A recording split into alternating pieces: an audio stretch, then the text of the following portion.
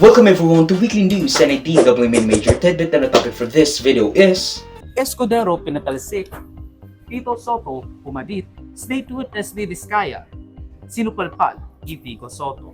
I, Vicente C. Soto III, having been elected to the position of Senate President, do hereby solemnly swear that I will well and faithfully discharge, to the best of my ability, duties of my present position and of all others I may hereafter hold under the Republic of the Philippines. That I will support and defend the Constitution of the Philippines. That I will obey the laws, legal orders, and decrees promulgated by the duly constituted authorities, and maintain true faith and allegiance to the Republic of the Philippines. And that I impose this obligation upon myself voluntarily, without mental reservation or purpose of evasion. So help me God.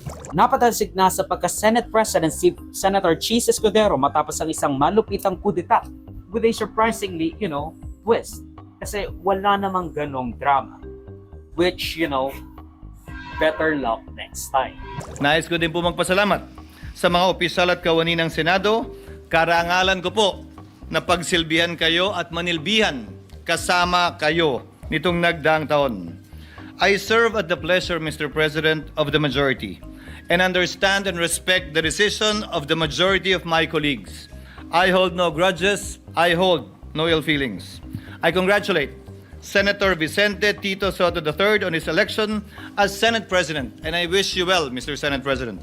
Ayon raw kasi sa Cheese, kaya raw nagpalit ng liderato sa Senado ay dahil raw sa naisawalat na 30 million peso campaign donation or contribution kay Senator Cheese Escudero nung tumakbo siya noong 2022. Tapos, yung nag-donate sa kanya, top flood control project contractor, nakakuha or naka-corner ng 5 bilyong piso na proyekto. Ang isa pa, dahil hindi raw gusto ng mga senador kung paano magbigay ng oras kasi may favoritism daw si Senator Rodante Marcoleta bilang Blue Ribbon Chairperson. Isama mo pa yung hatian daw ng committee membership at chairmanships na hindi ginusto ng ating mga senador. Sir, excuse me. Akala ko ba meron time limit dito kasi marami pang mga nakapila. 1, 2, 3, 4, 5. And then by 2 o'clock na tayo, adjourn. So, As a matter of paano fact, your pa 5 natin minutes, sir, is finished already. So, okay. Mr. Chair, Mr. Chair, excuse me. Mr. Chair, because the last time I was here, I was only allowed 2 questions by you. And yet, mga kasamahan ko rito, bilang respeto sa mga kasamahan ko, they were allowed na 1 to sawa. Dapat maging fair ka, Mr. Chair. Pag sinabi mong 2 questions, 2 minutes talaga, you have to stick with it. You're not being fair, Mr. Chair. I am fair kasi nandito ka sa... No, kasi nung last time, sabi mo sa akin, 2 questions lamang. Sabi mo 1 question. Sabi ko, tinitipid mo ako, sabi mo 2 questions. And now, pinapayagan mo kahit na ilang questions. Be fair, Mr. Chair. Walang potohang nangyari dahil hindi na nga lumaban si Senator Cheese Escudero. Pero ayon sa mga sources at reports, 15 ang nakuhang pirma ni Soto with the 2 Villars, 2 Tulfos, the entire minority bloc, Kiko Bam, JV Ejercito, at ang kalahati, Pia Cayetano. Meron pa nga raw sinabi si Bongo na kung kinonsulto siya ni Tito Soto, baka pumirma rin siya. Okay, I'm curious, with 15 to 16 votes supporting you, did your allies try to court the Duterte bloc or hindi nila sinubukan? No, they did not. Hindi na. Okay. Oo, so kumbaga they did not even try to ask Bongo, Marcos, hindi na. Hindi. As a matter of fact, last night, I heard Bongo ba? And Bongo called me and said, if you asked me to sign, I would have signed it, he said. Pero siguro, para sa akin, ang surprising lang sa sumusuporta kay Tito Soto ay si Pia at ang 2 Villar. Kasi I would have thought na, brothers and sisters stick together. At I didn't know na Villars are, as they look, flip-floppity. I actually really like the way Escudero does his deliberations. Mga deliberasyon ng mga resolusyon o kaya ng mga batas. Hindi katulad ni Soto na consensus-based o panliligaw na mga boto. Instead of Escudero's debate style na format, Kasi maganda siyang pang-content. Maraming nagsasagutan, maraming nagsusupalpalan. So ano na ang mga ginawa ni Tito Sotto aside from reshuffling at pagpalit kay Marcoleta with Lacson as chairperson ng Blue Ribbon Committee? There are netizens pitching, why not Senator Risa Ontiveros? I mean, not to take anything away from Senator Ping Lacson, of course, but was that a factor in the decision making? Yes, indeed. We asked her. I think you'd better ask her why. We asked if she was interested. And she herself said, no, I prefer Senator Lacson. But interesting. Senator Hontiveros herself prefers Senator Lacson as chair of the Blue Ribbon. Now let's go naman sa naging hearing sa House of Representatives. Dumalo si Mayor Vico Sotto sa hearing ng House Infrastructure Committee to basically do just one little but important thing. To hate on the mother freaking Vizcayas and only to hate. Marami nga po tayong naobserbahan na use the term inconsistencies, but I would like to be more direct. Kasinungalingan po talaga. At lantarang kasinungalingan naman po yung mga sinasabi nito. Hindi naman po bago sa kanila ang pagsisinungaling. Naobserbahan na po natin ito on the record and in public very many times.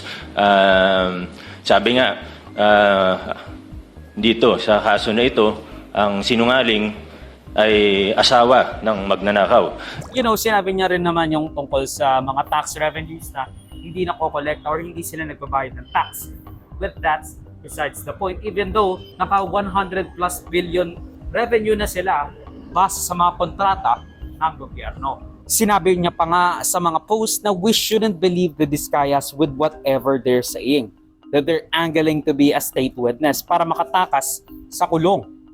Na hindi raw katiwa-tiwala ang mga testimonya ni Sara Vizcaya at Curly Pacifico Vizcaya dahil sa same breath, sinabi nilang multi-billionaire na sila, umaabot sa 10 billion daw, while also saying na 2 to 3% lang ang kita nila and pinsan sa mga flood control projects, lugi pa raw sila.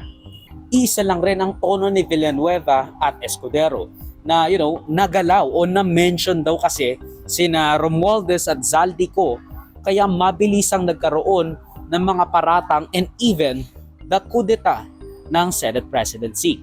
Nakapagsalita na ng bombo kaninang umaga si Congressman Toby Chanco at nabanggit lahat ng nais niyang sabihin hindi nasabi sa kabilang kamera.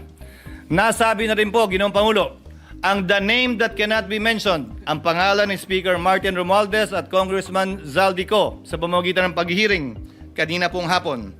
And as a final act earlier, Mr. President, I signed upon the request of Congressman Marcoleta the contempt order of Assistant District Engineer Bryce Hernandez, putting him under detention already here in the Senate. Yung binabanggit kahapon ni Senate President Escudero, a name that cannot be mentioned. Walang iba kung hindi si Dracula, na ginawang tagapagbantay ng Kamara doon po sa National Blood Bank natin. Ngayon, Mr. President, nasan po si Dracula? Bumaba daw po yung dugo. Bakit? Kulang na po ba ang supply ng dugo? Kaya sa iba na humahanap ng dugo si Dracula? Sino ba ang mastermind nito, Mr. President? Hindi po ba ganito rin po yung ginawa sa atin 2 years ago nung nilabanan natin yung People's Initiative na may mga script na pinababasa at basa, scripted lahat. Kahit walang ebidensya, i-contempt mo. Kahit walang ebidensya, ipako mo sa krus. Mr. President, hindi po tayo natatakot sa mga ganitong uri ng demolition job. Handa rin po tayong madungisan ang ating pangalan, mainsulto o batikusin kung ito naman po ang magliligtas sa ating mga kababayan at tuldok sa anlibaha. Mr. President, let me put this on record. Alam ko po kung bakit lumabas ang pangalan ko. Kahapon ho, Ginoong Pangulo, and Senator JV and Senator Chis would attest to this. May hawak po ako ng mga affidavits ng mga taga-DPWH sa Bulacan. Pinakita ko po sa kanila at sabi ko, i-bring up ko po doon sa committee ni Senator Marcoleta. Pero hindi naman ako masusurpresa kung ganun talaga yung nangyari sa Senado. Dahil ang punot dulo naman nitong mga alegasyon, and the only thing consistent is two people only, and that is Zaldico at Martin Romualdez. Samantalang si Jinggoy, ang sabi niya, as I've already said earlier, nabisuhan naman na siyang mayroon na namang demolition job laban sa kanya na idadawit ang kanyang pangalan sa mga flood control projects. Ayon naman kay Navotas Representative Toby Tiangco, katulad ng sinasabi sa Senado, matagal na rin daw ang mga ugong-ugong para palitan si House Speaker Martin Romualdez. Pero kulang pa raw sila ng pirma para tuluyan na siyang mapalitan. Pero mabilis rin ang balita, kasi sa pagkaupo lang ni Senate President Tito Soto, meron na agad nag-offer sa kanya, which is stupid, by the way, para magdagdag ng insertions sa 2026 budget ng DPWH. Number two more questions, Tito Seno, very quickly. The very controversial DPWH Undersecretary Cabral, who was identified by Senator Ping Lacson as calling your staff, sinabi mag-insertion, you did not accept it. Will you take action against her? Or was it really? I leave it to Senator Lacson and to the Finance Committee. Or even to Secretary Vince Dizon. Oo. Actually, it was not a call, it was a text. Oo. It appears kasi it's So systematic. I sent it to them already. Yeah. Okay, that's one. Malay mo, katulad yon sa ginawa kay Cheese Escudero. So, titignan din natin, of course, si Mig Zubiri. Yung mga alegasyon na, may pumunta or may nag-offer kay Tito Soto na dagdagan or lagyan ng insertions ang budget ng 2026, ay galing din kay Senate President Pro Tempore Ping Lacson. Now sa mga engineer naman na, parang tumitiwalag na, JP Mendoza requested a protective custody sa House of Representatives dahil raw sa banta sa kanyang buhay. Samantalang si dating District Assistant Engineer Bryce Hernandez ng Bulacan ay humingi ng tulong sa Kamara dahil ayaw niya raw ma-detain sa Senado kasi nga inimplicate niya si Joel Villanueva at Jinggoy Estrada. Nakapag-usap raw si Romualdez kay Soto para, wag pabalikin sa Senado si Bryce as he also appealed. Nasa kustudiya pa rin naman daw siya ng Senado pero hindi sa grounds ng Senado, hindi sa hallowed grounds of this August chamber. Ang sabi ni Lacson, 15 lang ang pumirma sa'yo, Soto. Huwag mo masyadong galitin ang minorya. Kasi baka next week, ikaw na ulit yung makudeta. Kasi nga again, hindi mo kinonsulta yung Senado. And the fact na na-cite in contempt na si Bryce Hernandez sa Senado even before he alleged anything about any senators. Kumbaga, and I agree, dapat na-stay si Bryce sa Senado. Tapos kapag namatay siya, alam na. Yun ang sinabi ko kay Senate President. Sabi ko, 15 tayo, siyam sila. Huwag mong mineusin yung 9. And ang attitude din ni Senate President, ito na pag-usapan natin, huwag natin baliwalain kasi mga kapwa senador yan. No? Tratuhin natin sila, ikaw, kasi you are the Senate President of the entire Senate, of all the 23 other senators. Dapat yan, and he agreed, ganyan naman talaga yung attitude niya, no? Na hindi po pwedeng Senate President ka lang na majority. Pero ito pa yung isang, with a warning, manipis yung 15 against 9. Baka bukas makalawa, ikaw naman yung kinuko.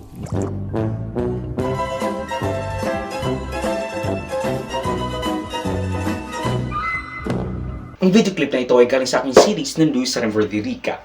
Check the entire videos for the complete weekly news recap and subscribe to the channel to be kept up to date sa mga local at global news na I'll make sure will be interesting to you.